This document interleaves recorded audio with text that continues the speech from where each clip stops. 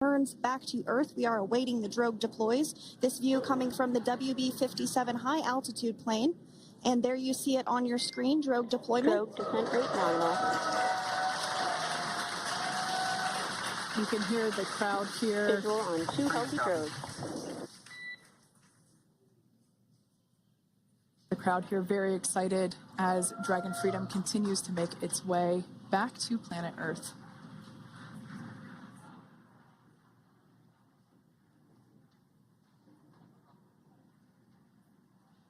Next up, we'll stand by for the main deployment of the parachutes.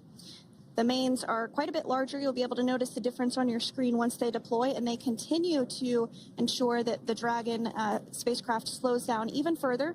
As we mentioned, Freedom will be traveling 16 miles per hour when it splashes down off the coast of Tallahassee, Florida, here at 2:57 p.m. Pacific time this afternoon. And there we go. We have visual on 4 healthy mains. That view was from inside. Freedom copy.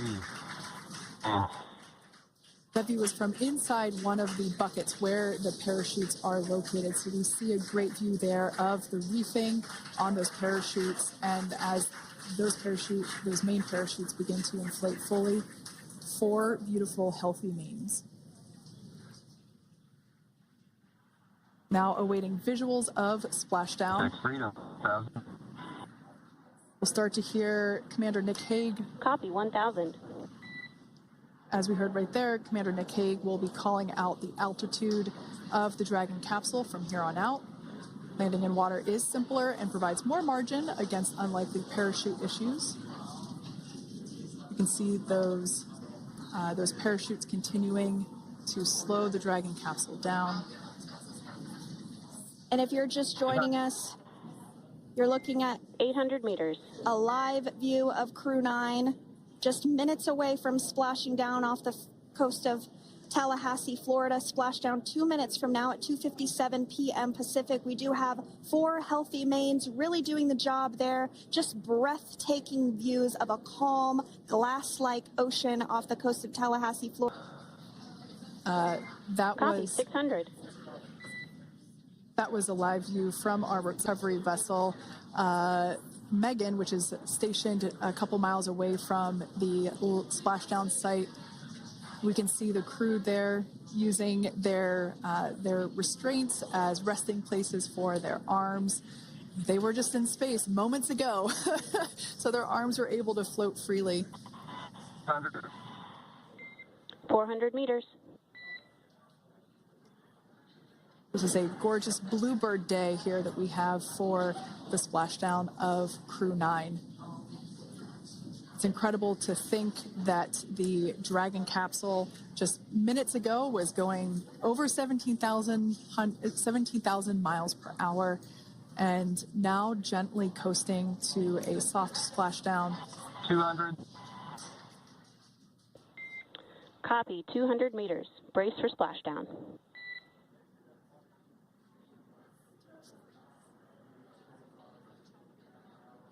As you can see there on your screen, continuing to monitor progress of the Dragon spacecraft. And we're going to stand by for splashdown located in the Gulf of America off the coast of Tallahassee, Florida.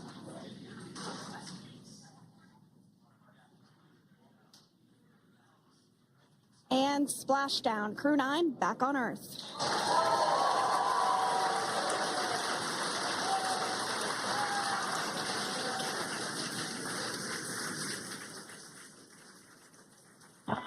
And SpaceX Freedom, splashdown. Good main release.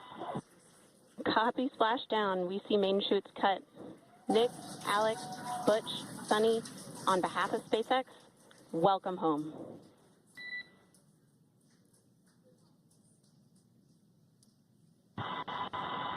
It is an amazing, what a ride. I see a capsule full of grins ear to ear.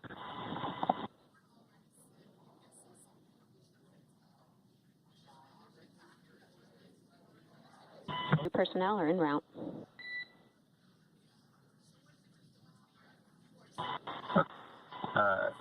and we're in section 2, 4.800 landing response, and looking for your words and if it is necessary.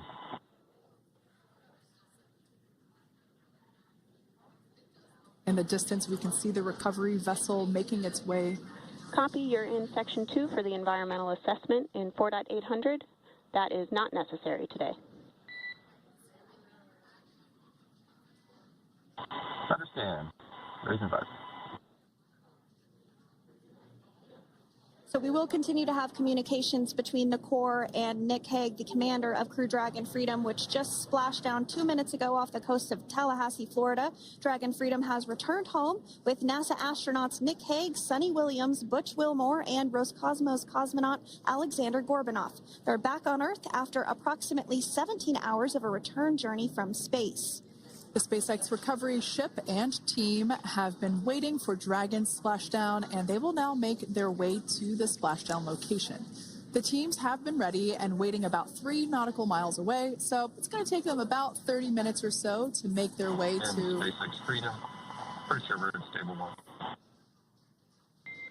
Copy, stable 1. We see the same.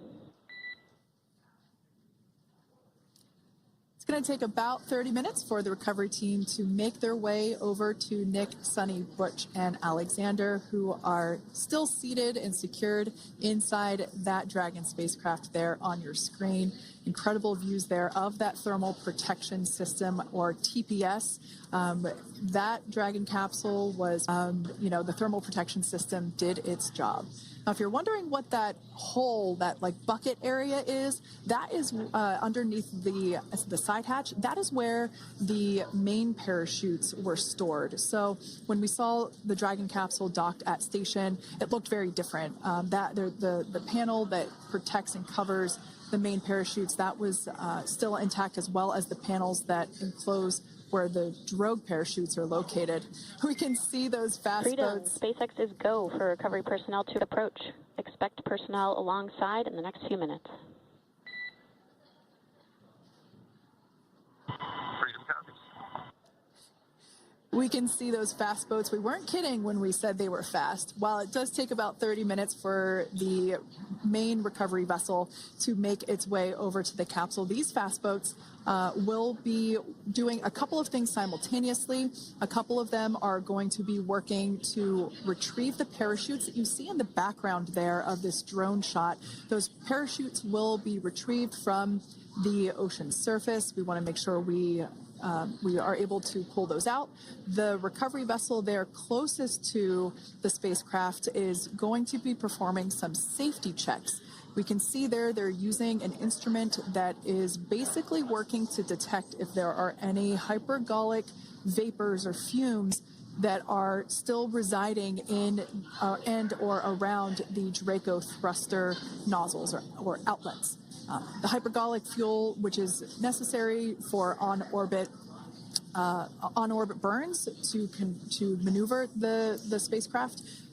Unfortunately, those hypergolics are unable to be breathed. They are toxic, and so this team here is doing those initial safety checks to make sure that it is safe, going to cause any issues. We can see the team working their way around the spacecraft to do these basically these sniff tests on all of those Draco thrusters. And as we continue to await the recovery of our Dragon spacecraft with NASA astronauts Nick Hague, Sunny Williams, Butch Wilmore, and Roscosmos cosmonaut Alexander Gorbanov inside, Dragon has autonomously completed several steps to safe itself following splashdown. We are continuing to see Dragon in what is known as stable 1 configuration. That's kind of the ideal configuration following splashdown. It's upright, and the Dragon capsule is in the right configuration for it to be hoisted into the recovery vessel Megan, which you do see a little ways off in your screen approaching. Dragon will continue to remain live on air with you through that recovery process, all the way through the point where the crew is extracted from the Dragon spacecraft. Now, if you are just joining us, the mission has gone smoothly so far. Dragon successfully splashed down off the coast of Tallahassee, Florida at 2:57 p.m. Pacific, 5:57 p.m. Eastern Time this afternoon. Approximately 17 hours prior to splashdown, Dragon autonomously undocked from the International Space Station, completed a series of departure burns, jettisoned its trunk section, and performed its final burn, the deorbit burn. This placed the Dragon spacecraft on a trajectory toward Tallahassee, Florida. Dragon successfully re-entered the Earth's atmosphere, followed by deployment of its parachutes to slow the spacecraft down to a gentle splashdown. We're now going to follow the Freedom. Hypergol sweeps and unfired ordnance checks are nominal. Rigging is in progress. Approximately 25 minutes until capsule lift. Stand by for PMC with SpaceX flight surgeon.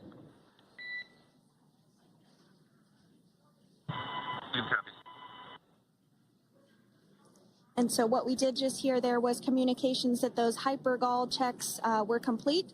They didn't find any of that upon those checks, so we'll continue to move through the